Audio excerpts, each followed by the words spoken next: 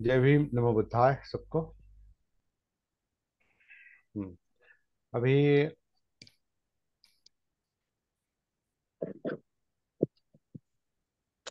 Session जो हमारे चल रहे हैं और जो भी सेशन होगा, ये हो या कोई भी सेशन हो, उसका संबंध वर्तमान से होता है हमेशा। क्योंकि सती वर्तमान का ही मुद्दा है। वर्तमान बोला। सर वीडियो म्यूट करूया नेटवर्क नाही वीडियो करू का? आवाज तुम्हाला येत नाही का? हॅलो. नाही मध्ये मध्ये कनेक्टिव्हिटी जाते. ओके. तुमचा तुमचा बंद करा, म्हणजे ज्यांचा प्रॉब्लेम हा असेल त्यांनी बंद करा. ओके. चालेल. तो साधना का जो मुद्दा है, सती जागृति का जो मुद्दा है, वो वर्तमान से कनेक्टेड है। वर्तमान में आने की ही साधना है, या साधना के लिए वर्तमान में आना पड़ता है, या वर्तमान से ही संबंधित साधना है। और वर्तमान यानी क्या? अभी इस क्षण में क्या प्रभाव है मन पर, और वो इस क्षण में मतलब क्षण प्रवाहित है। तो ये क्षण का जब ये इस क्षण की हम बात करते हैं, तो जाहिर है हम प्रवाहित प्रवाहित क्षण की बात कर रहे हैं। क्योंकि चित्त गति जो है वो गति है। चित्त चित्त स्थिर नहीं है। चित्त गति है, प्रवाह है, स्रोत है एक। स्रोतापन्न, स्रोत स्रोत मतलब प्रवाह है।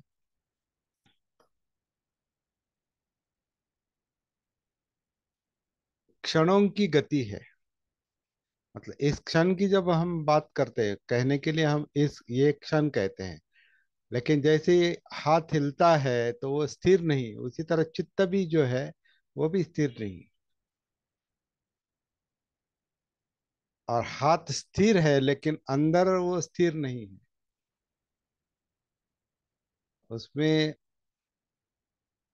वेदनाओं की गति है। जैसे खून, रक्त की भी गति है। उसमें जो जो कुछ है, पेशियां है, उसमें इमोशंस है।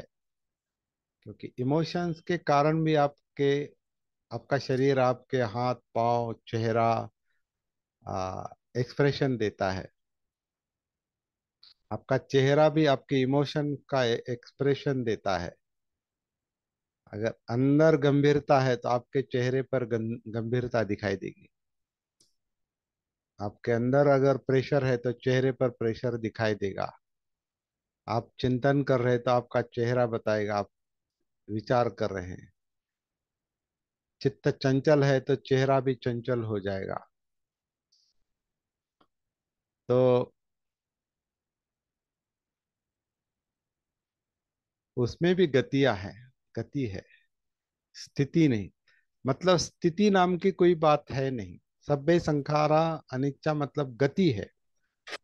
सारे संस्कार, संस्कार यानी एवरीथिंग। संस्कार मतलब क्या कि हर बात, हर हर क्योंकि सारा सब कुछ जो है, सारी दुनिया, सब कुछ संस्कारों से बना है। संस्कार यानी एक्टिविटी है। और कुछ ना कुछ एक्टिविटी अंदर और बाहर दुनिया में, बाहर के दुनिया में, बहिर्विश्व में और अंतर विश्व में कुछ ना कुछ एक्टिविटी चल रही है। कुछ ना कुछ गतियां हैं, मोशंस है। और इसलिए इमोशंस है। इमोशंस से मोशन है या मोशन से इमोशंस है। तो गतियां, भावनाएं हैं, गतियां हैं। तो जब हम सती की बात करते हैं तो ये सारी बातें उसके अंदर, उसके प्रकाश में महसूस करने की और देखने की बात है। ये सती का, जागृति का मेन मुद्दा है। इसलिए जब भी हम साधना की शुरुआत करते हैं, साधना की शुरुआत जब भी होती है, अगर निरंतर साधना में है, निरंतर सती में है, जागृति में है, तो फिर शुरुआत और अंत इसका कोई संबंध नहीं। शुरुआत और अंत ये उसके लिए है जिसकी साधना निरंतर नहीं चल रही। लेकिन जिसकी साधना निरंतर चल रही है वो हमेशा प्रवाह में रहता है। श्रोतापन्न जो कहा जाता है, प्रवाह में ही रहता है। प्रवाह में रहता है इसका मतलब ये नहीं प्रवाह के साथ बहता है। प्रवाह की उसे सती है। प्रवाह प्रवाह का उसको एहसास है, अनुभव कर रहा है वो। वरना स्थितिशीलता है, मतलब रुक जाता है कहीं पर। कहीं पर वो चित्त का लोभ या द्वेष, चाहते जो है उसको कहीं ना कहीं पकड़ पकड़ लेती है, कुछ किसी बात को पकड़ लेती है और वहां रुकता है, ध्यान करता है वहां। चित्त वहां ध्यान करता है, एक एक ही इसमें रहता है। लेकिन जागृति जो है उस ध्यान को भी देखती है। जब देखती है तो उसे महसूस होता है कि एक जगह पर रुकने से ही प्रेशर है, तो let it flow, let it go. जीवन अगर प्रवाह है, गति है, तो गति को रोकने से ही प्रॉब्लम है। जीवन गति के साथ चलने की बात है, सती यानी। और जब प्रवाह के साथ हम चलते हैं तो एक मुक्ति का अनुभव है वो। लेकिन मन में जो अनेक इच्छाएं, तृष्णाएं, चाहिए नहीं चाहिए, तो इसमें हमेशा मन अविद्या के कारण, जागृति ना होने के कारण, सती ना होने के कारण कहीं ना कहीं रुक जाता है। और ये हमें पता नहीं चलता, ये जानबूझकर नहीं चलता, ये अविद्या में चलता है। क्योंकि अविद्या से ही सब कुछ है। अविद्या में ही जन्म है और अविद्या में ही जीवन चलता है। और को जब विद्या में कन्वर्ट अविद्या जब विद्या में कन्वर्ट होती है सती जागृति से, तो रुके हुए संस्कार या बंधे हुए संस्कार या संस्कारों से जकड़ा हुआ जीवन, मतलब चित्त, मन, पूरा अस्तित्व जो संस्कारों से जकड़ा है वो खुल जाता है। तो विमुक्ति का जो, मुक्ति का, दुख मुक्ति का, प्रेशर तनाव मुक्ति का जो अनुभव है वो इस तरह से आ सकता है। अभी ये इस बात को बार बार समझ लेना है। और मन जकड़ा है कब पता चलता है? जब वो जकड़ा हुआ होता है तब, जब वो रुका हुआ होता है तब। अभी अगर इस क्षण में, वर्तमान में जकड़ा हुआ है, कुछ प्रेशर है, तनाव है, तो सती से महसूस होता है, तो वो तनाव छूट जाता है, पकड़े हुए को छोड़ देता है।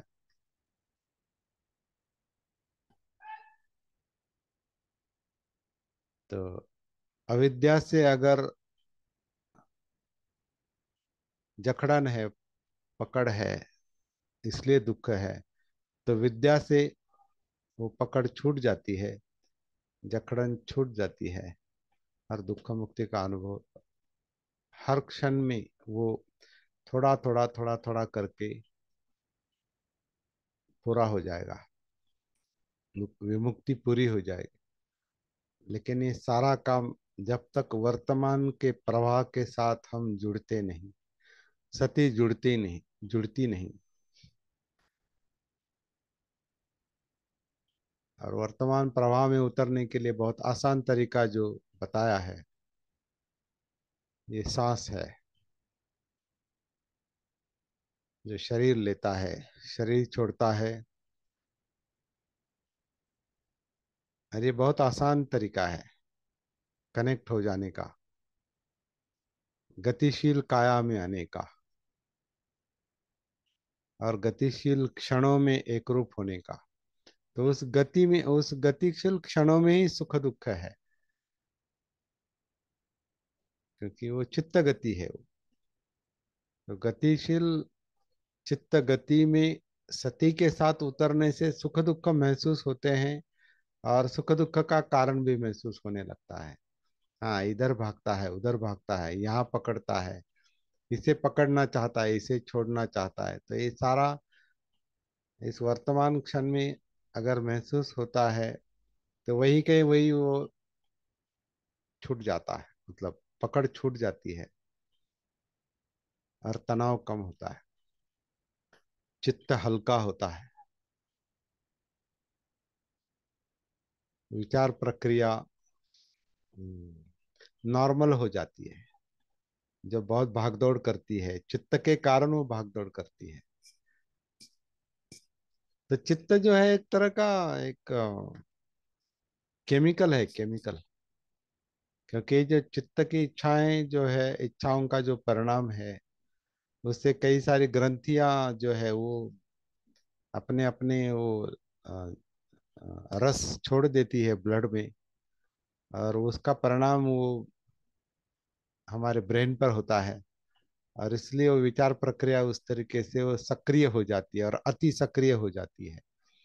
और इसका साइकोलॉजिकल इफेक्ट होता है। तो साइकोलॉजिकल बीमारी कोई बीमारी नहीं है, ये केमिकल इफेक्ट है। कोई भी दुख जो है वो केमिकल इफेक्ट ही है एक तरह से। और इसलिए उस केमिकल इफेक्ट को, ग्रंथियों के केमिकल इफेक्ट को, जो मतलब चित्त के कारण ग्रंथियां सिक्रेट सिक्रिट होती है, स्राव,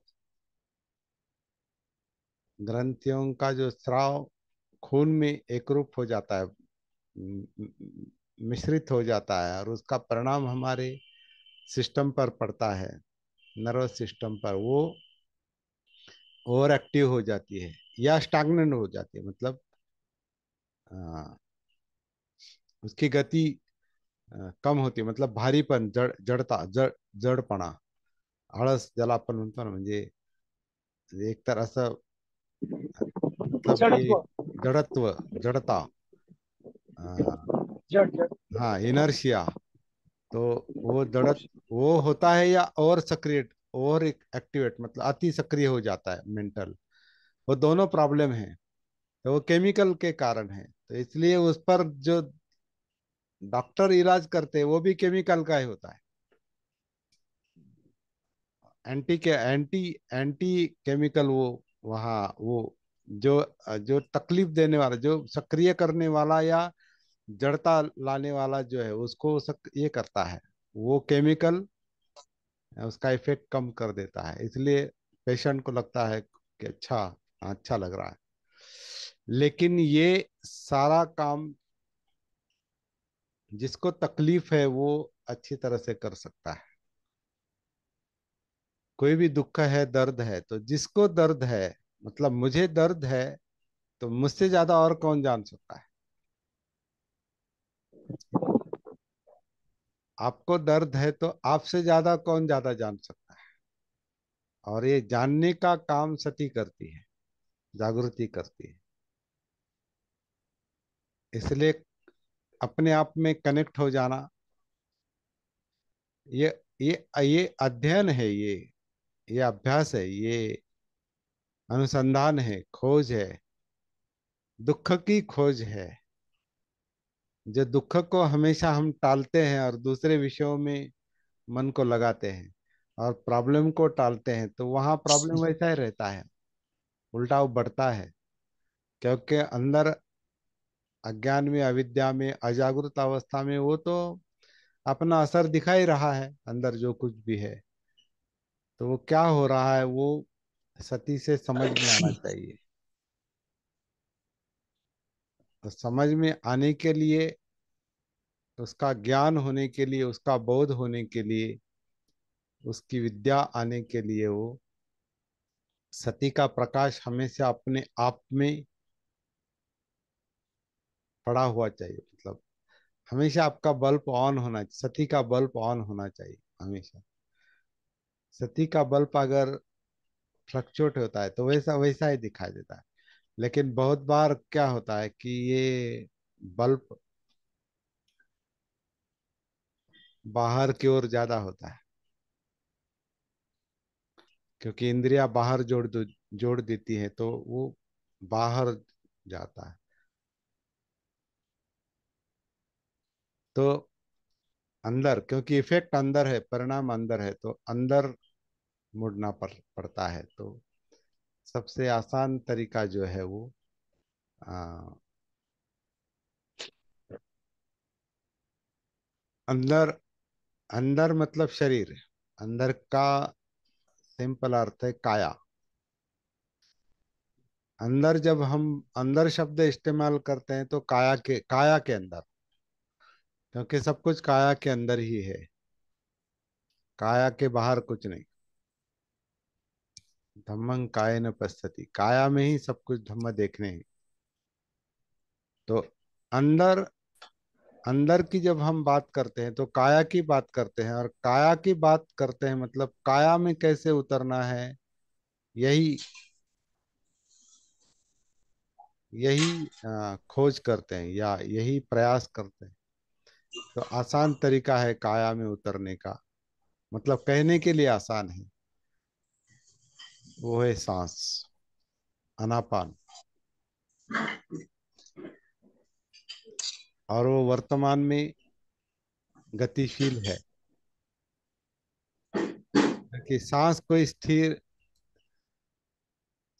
कोई स्थिर मुद्दा नहीं, स्थिर स्थिर स्थिर क्रिया नहीं है। सांस यानी गति है, सांस को गति है। अभी हम पेट में उतर के देखेंगे या छाती में, पेट में, अंदर अंदर देखेंगे,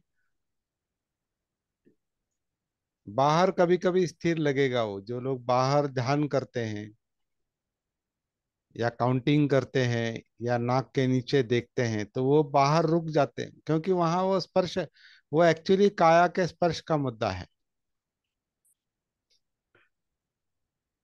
यहाँ प्रवाह को, स्रोत को देखना है।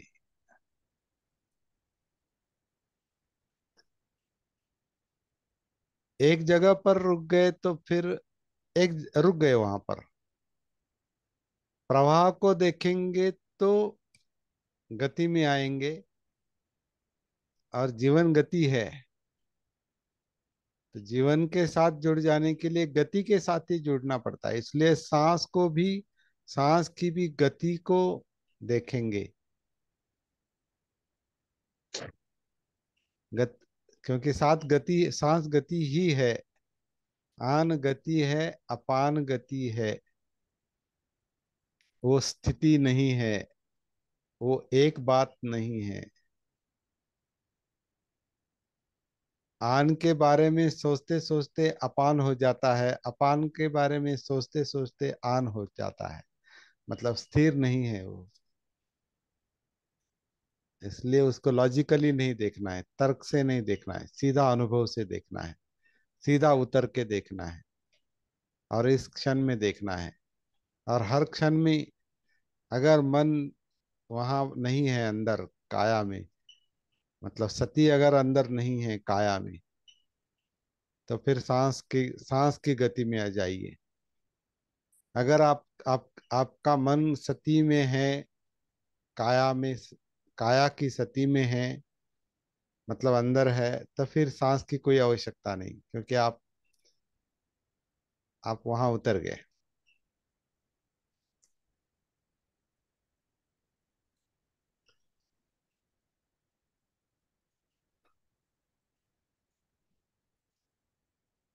अब जितना हम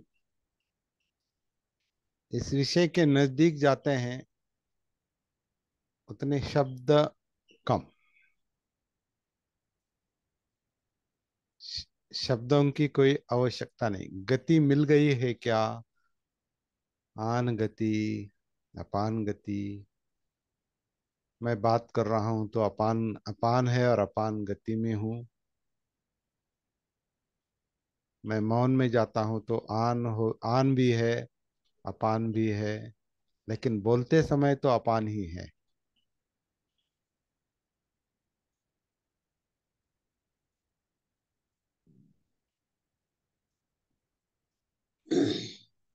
चल रहा है सांस, आन, अपान, चल रहा है। जब जब जो चल रहा है तब वो देखना है। जिस क्षण में जो चल रहा है उस क्षण में वहां सती से उतरना है। तो सती भी कोई एक बात नहीं है, सती भी गतिशील ही होती है।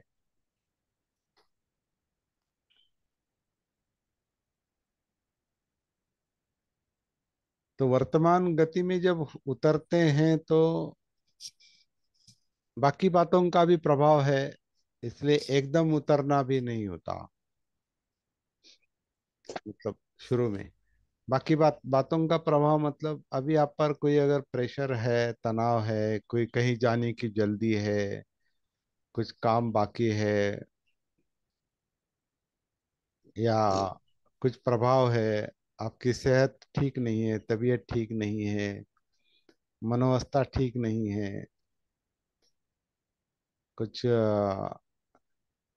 कल की या इसके पहले की कोई घटना बहुत प्रभावित कर रही है आपको, या कोई चिंता आपको प्रभावित कर रही है, और उसका प्रभाव जितना ज्यादा है तो कभी कभी उसी में मन उलझ जाता है, और सती के प्रवाह में या प्रवाह की सती में उतरना कठिन होता है। लेकिन यही समझने की बात है कि वो तकलीफें दूर करने के लिए, वो दुख यातनाएं तनाव दूर करने के लिए ही उतरना है। वो तकलीफ है इसलिए उतरना नहीं होता और साधना नहीं होती, और छोड़ देंगे तो फिर प्रॉब्लम प्रॉब्लम ही रहेगा। नहीं, कितनी भी तकलीफें क्यों ना हो, कनेक्टेड होके ही महसूस करेंगे, अंदर उतर के ही महसूस तभी वो सॉल्व होती है वो तकलीफें।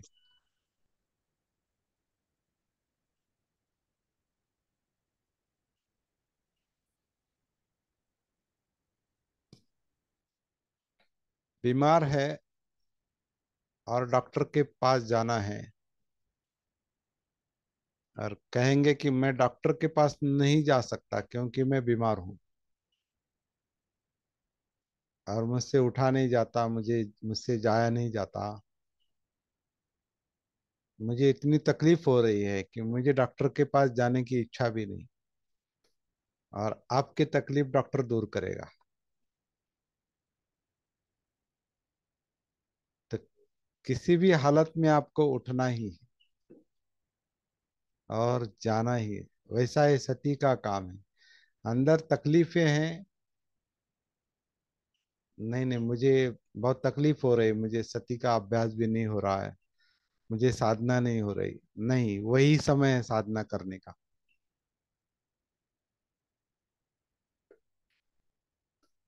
प्रॉब्लम है तभी तो साधना की आवश्यकता है ना। तो कुछ लोग कहते हैं ना कि मुझे बहुत काम है और समय नहीं मिलता, बहुत प्रेशर रहता है, बहुत जल्दी रहती है,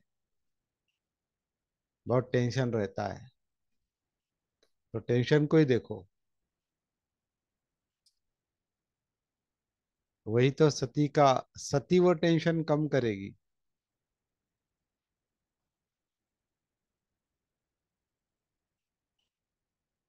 समय नहीं है मतलब क्या है? सांस तो चल रही है ना, समय नहीं मतलब क्या? सांस चल रही है, काया है, और तकलीफ तकलीफ ही विषय है। तकलीफ है इसीलिए तो सब कुछ करना है। लोग कहते हैं ना, सांस लेने की फुर्सत नहीं।